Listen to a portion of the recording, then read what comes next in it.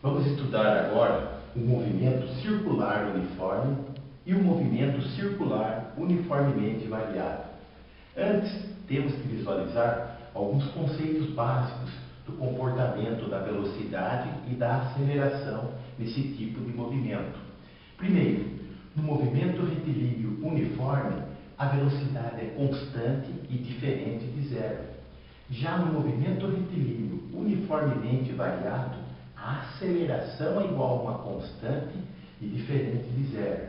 E, no movimento circular uniforme, a velocidade angular, o ômega, é igual a uma constante. E a frequência, que é o número de voltas por unidade de tempo, também é igual a uma constante. Então, exemplo de movimento circular uniforme. Os ponteiros de um relógio. Os ponteiros de relógio, como que funciona um relógio? Tanto o ponteiro da hora quanto do minuto, ele gira sempre a uma velocidade constante. Tudo bem? Então, esse é um exemplo de movimento circular uniforme. Agora, um exemplo de movimento circular uniformemente variado seria o ventilador. O que é um ventilador? Quando ele está parado, a velocidade é igual a zero. A partir do momento que você liga o ventilador, ele começa a acelerar e a girar cada vez mais rápido. Então aí já é o que? Um movimento circular uniformemente variado. Depois de um certo tempo, a velocidade estabiliza, tá? Então já passa a ser o que?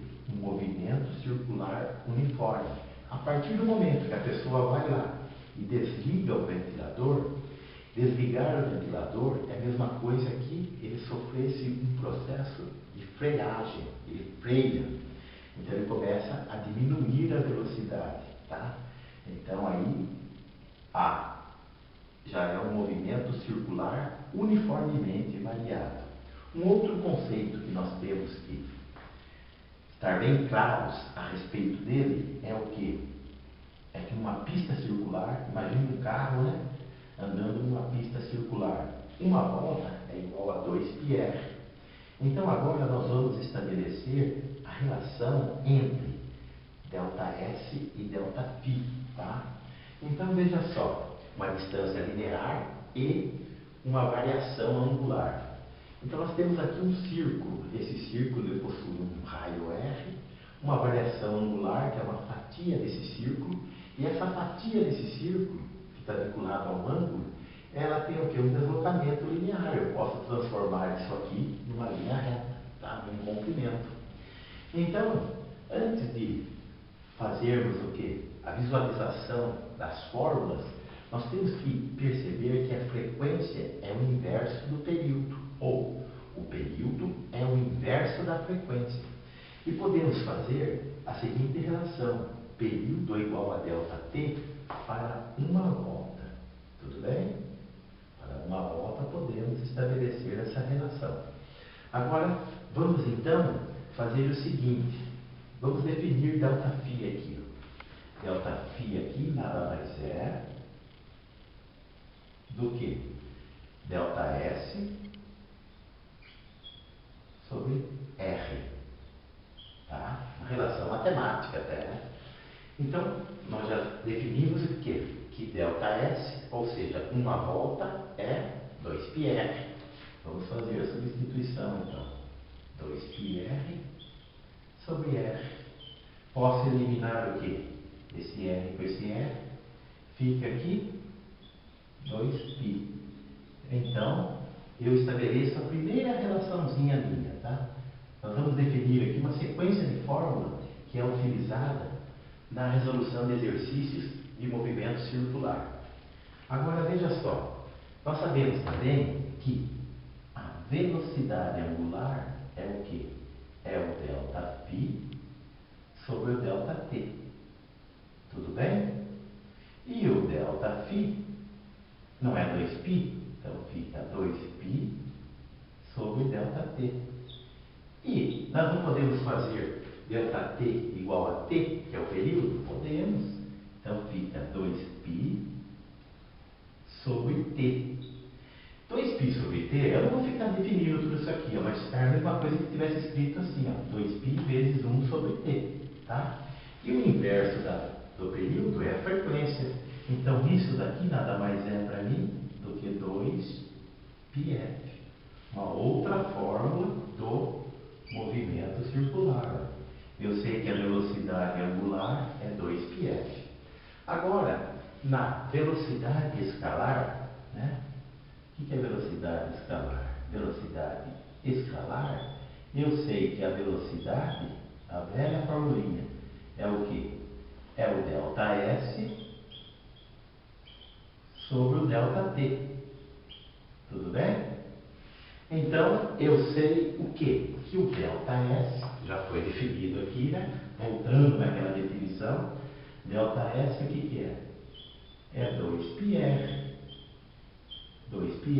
sobre ΔT, que eu posso colocar o período, que pode ser substituído por 2πrf, né? Então, essa velocidade escalar aqui, ó, ela pode ser escrita assim: velocidade escalar igual a 2πrf. Agora, não foi visto aqui que velocidade angular, ela não é 2π sobre t? Olha o 2π sobre t aqui. E olha o 2π sobre t aparecendo aqui, ó. Tá? Olha o 2π sobre t aqui, ó.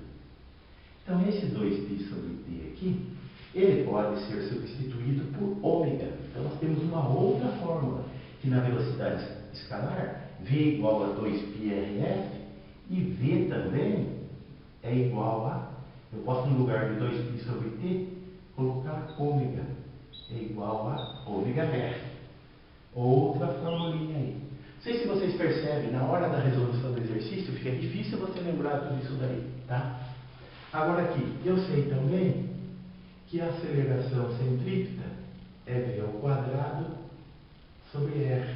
Quem que é v ao quadrado? V é ômega r. Então eu posso colocar o quê? Ômega r ao quadrado sobre r, que vai ficar ômega ao quadrado, r ao quadrado, sobre r. Posso fazer o quê? Cortar esse r com esse quadrado, fica que a aceleração centrípeta é igual a ômega ao quadrado r. Fica outra formulinha aí do movimento circular.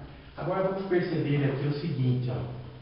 Vamos perceber a relação entre as velocidades escalar e angular em polias concêntricas. O que seria polias concêntricas? Seria mais ou menos isso aqui, ó. Imagina que isso aqui é duas polias, tá?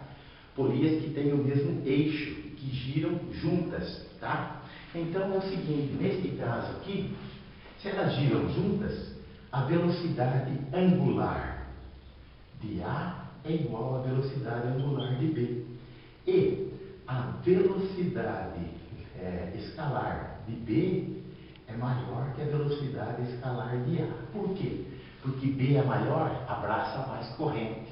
Tá? Ou seja, um pneu maior, se ele dá uma volta, ele o quê? Se distancia uma distância maior do que um pneu menorzinho.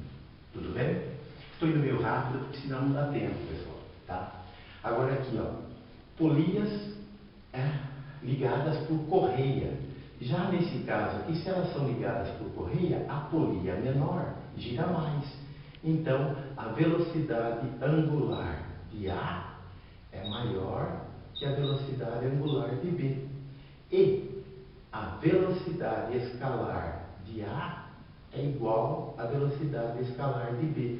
Por quê? Porque a mesma quantidade de correia que passa na polia menor, passa na maior, porque elas estão ligadas pela correia. Tudo bem? Então fica aí essa relaçãozinha aqui. Vamos fechar então com a definição das equações na forma linear e na forma circular. É muito difícil lembrar, sabe, as equações da forma circular, se você não tiver uma visão da forma linear. Então a primeira delas é a seguinte, ó, que a velocidade é igual a ΔS sobre dt, distância sobre tempo. A aceleração é o quê? É a variação da velocidade, pelo tempo, tudo bem? E S, posição final, é igual a posição inicial mais velocidade vezes o tempo. E posição final é igual a posição inicial mais a velocidade inicial vezes o tempo mais a aceleração vezes o tempo ao quadrado dividido por 2. E a nossa famosa equaçãozinha de Torricelli, né? Que não possui o tempo, que resolve muitas questões, né? V ao quadrado é igual a VO ao quadrado mais 2 vezes a aceleração vezes o ΔS, tá?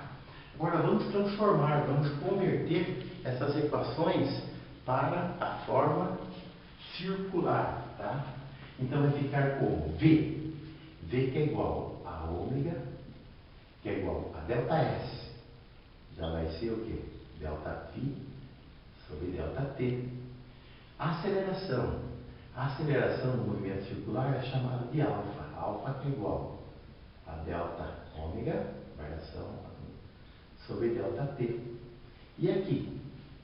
Aqui já são fases, né? São φ, que é igual a φ0 mais ômega t.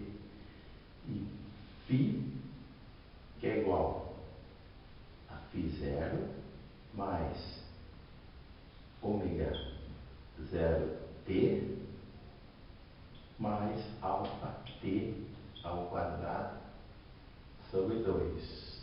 E ômega ao quadrado, que é igual a ômega 0 ao quadrado, mais 2 vezes o alfa vezes o ΔΦ. Tudo bem, pessoal? Então fica aí, ó, essa dica muito importante, sabe? Numa prova, principalmente de vestibular, fica difícil, né? Tem exercício que é só o aluno lembrar a fórmula, saber coletar os dados propostos no exercício e resolver, tá? Só que se o aluno não tiver uma visão de como chegar nas fórmulas, ele fica perdido. Ele não consegue, por exemplo, lembrar uma fórmula dessa daqui, ó, tá?